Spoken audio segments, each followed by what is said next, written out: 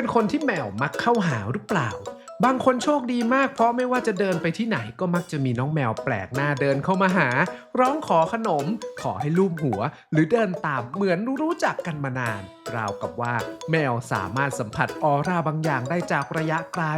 แล้วอะไรคือสิ่งที่ทำให้คนเหล่านี้มีเสน่ห์กับแมวเป็นพิเศษและถ้าคุณไม่มีพรสวรรค์ลึกลับนี้จะต้องทำยังไงเพื่อดึงดูดน้องแมวให้มากขึ้นตั้งแต่กลิ่นตัวเสื้อผ้าไปจนถึงพฤติกรรมเล็กๆน้อยๆวันนี้เราจะพาไปดูเหตุผลว่าทำไม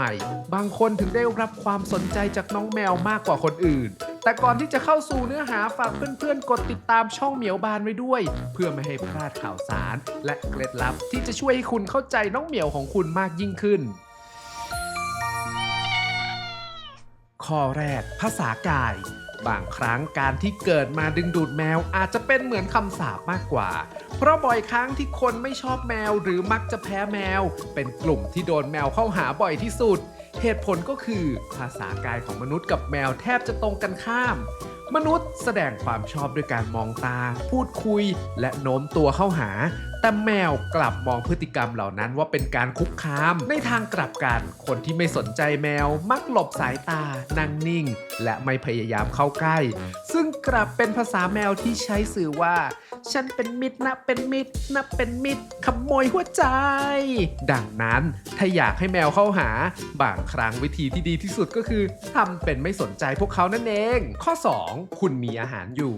นี่เป็นเหตุผลที่พบบ่อยที่สุดถ้าคุณถืออาหารอยู่แล้วมีแมวเดินเข้ามาโอกาสสูงมากที่พวกเขาจะสนใจอาหารมากกว่าคุณโดยเฉพาะอาหารประเภทเนื้อปลาซึ่งมีสารบางอย่างที่ส่งผลกับแมวคล้ายแคทนิปและต่อให้คุณไม่มีอาหารอยู่ในมือน้องแมวก็อาจจะได้กลิ่นเศษอาหารจากลมหายใจหรือเสื้อผ้าของคุณอยู่ดีเพราะประสาทรับกลิ่นของพวกเขาดีกว่ามนุษย์มากข้อ3คุณเป็นทาสแมวอยู่แล้ว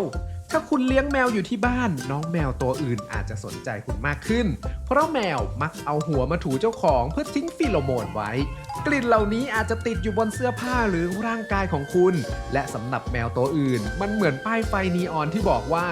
นุชคนนี้มีแมวอยู่ที่บ้านฟีโรโมนเหล่านี้ยังบอกข้อมูลอื่นอีกเช่นสุขภาพอารมณ์หรือสถานะการผสมพันธุ์ของแมวที่ทิ้งกลิ่นไว้ด้วยข้อ4คุณดูคล้ายใครบางคนหรือเปล่าบางครั้งแมวไม่ได้สนใจคุณหรอกแต่คุณดันไปคล้ายกับเจ้าของพวกเขาอาจจะเป็นสีผมความสูงรูปร่างเสื้อผ้าหรือแม้แต่กลิ่นน้ำหอมที่คล้ายกันจนทำให้แมวสับสนและคิดว่าคุณเป็นคนที่คุ้นเคยข้อ5คุณมีกลิ่นที่แมวชอบนอกจากแคทนิปแล้วแมวยังชอบกลิ่นอื่นอีกหลายอย่างเช่นสะระแหน่ชาสมุนไพรบางชนิดที่น่าสนใจคือมีน้ำหอมบางตัวที่มีชื่อเสียงในหมู่ผู้ดูแลสัตว์ป่าเพราะเสือสิงโตและแมวขนาดใหญ่หลายชนิดชอบกลิ่นนี้มากจนสวนสัตว์หลายแห่งใช้ให้เป็นของเล่นกระตุ้นพฤติกรรมเลยทีเดียวข้อ6เสื้อผ้าของคุณกำลังดึงดูดแมวอยู่เชือกรองเท้าที่แกว่งไปมาเส้นได้หลุดลุ่ยต่างหูห้อยยาวหรือผมเปียที่เคลื่อนไหวได้สิ่งเหล่านี้ดูเหมือนเหยื่อสำหรับแมวเพราะสัญชาตญาณนักล่าของพวกเขา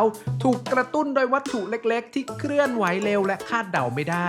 นอกจากนี้แมวยังมองเห็นสีเหลืองและสีน้ำเงินได้ชัดกว่าสีแดงและสีส้มอีกด้วยดังนั้นเสื้อผ้าโทนเหลืองหรือน้ำเงินอาจจะดึงดูดความสนใจได้มากกว่าข้อ7เด็กใหม่แมวเป็นสัตว์หวงอาณาเขตอย่างมากถ้าคุณเดินเข้าไปในพื้นที่ที่พวกเขาคิดว่าเป็นอาณาเขตของตัวเองพวกเขาจะเข้ามาสำรวจเหมือนคุณกำลังเช็คของใหม่ในบ้านบางครั้งพวกเขาไม่ได้เข้ามาเพราะชอบคุณแต่แค่กำลังสงสัยว่าเอ็งเป็นใครวะข้อ8สวนหรือหน้าบ้านของคุณเป็นยังไงถ้าบ้านของคุณมีแมวแวะเวียนมาบ่อยอาจจะเพราะสภาพแวดล้อมรอบบ้านแมวชอบพื้นที่ที่มีพุ่มไม้ต้นไม้หรือที่หลบซ่อนเพราะมีทั้งที่ปีนที่เล่นและโอกาสล่าเหยื่อและถ้าคุณเคยให้อาหารแมวจรสักตัวข่าวนี้จะแพร่กระจายเร็วมากจาก1ตัวอาจจะกลายเป็น10ตัวได้ไม่ยากเลยข้อ9เสียงของคุณเป็นแบบไหนแมวไวต่อเสียงสูงมากนี่คือเหตุผลที่เสียงเรียกแบบจุจุหรือเสียงจุปากมักได้ผลถ้าคุณชอบผิวปากหรือเปิดเพลงที่มีโน้ต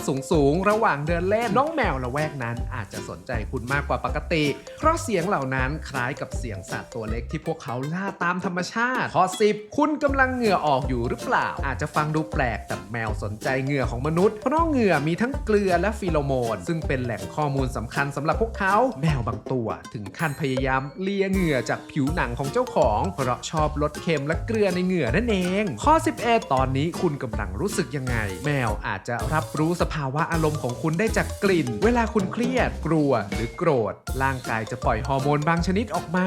ซึ่งสามารถพบได้ในเหงื่อเช่นกันในทางกลับกันถ้าคุณรู้สึกผ่อนคลายและมีความสุขน้องแมวอาจจะมองว่าคุณเป็นที่ปลอดภัยและน่าเข้าใกล้มากกว่าข้อ 12 คุณกำลังตั้งครรภ์หรือเปล่าประสาทสัมผัสของแมวละเอียดกว่าที่หลายคนคิดพวกเขาอาจจะรับรู้การเปลี่ยนแปลงของฮอร์โมนในร่างกายหญิงตั้งครรภ์ได้ในระยะแรกและบางทฤษฎียังเชื่อว่าแมวอาจจะได้ยินเสียงหัวใจของทารกในครรภ์อีกด้วย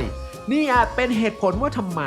แมวบางตัวจึงเปลี่ยนพฤติกรรมและเริ่มติดเจ้าของมากขึ้นในช่วงตั้งครรภ์ข้อ 13 หรือจริงๆแล้วแมวตัวนั้นแค่เป็นมิตรบางครั้งเหตุผลทั้งหมดก็ไม่จำเป็นเพราะแมวบางตัวเป็นมิตรกับทุกคนอยู่แล้วถ้าคุณเห็นแมวตัวเดิมเดินเข้ามาหาคุณและคนอื่นๆอยู่เสมอมีโอกาสสูงที่พวกเขาจะเป็นแมวสายสังคมที่พร้อมจะแจกความรักให้ทุกคนเท่าๆกันข้อ 14 หรือคุณอาจจะมีพลังลึกลับจริงๆและสุดท้ายมีบางอย่างที่วิทยาศาสตร์ก็ยังอธิบายไม่ได้บางคนเหมือนมีเสน่ห์บางอย่างที่แมวรับรู้ได้แต่เราไม่เข้าใจ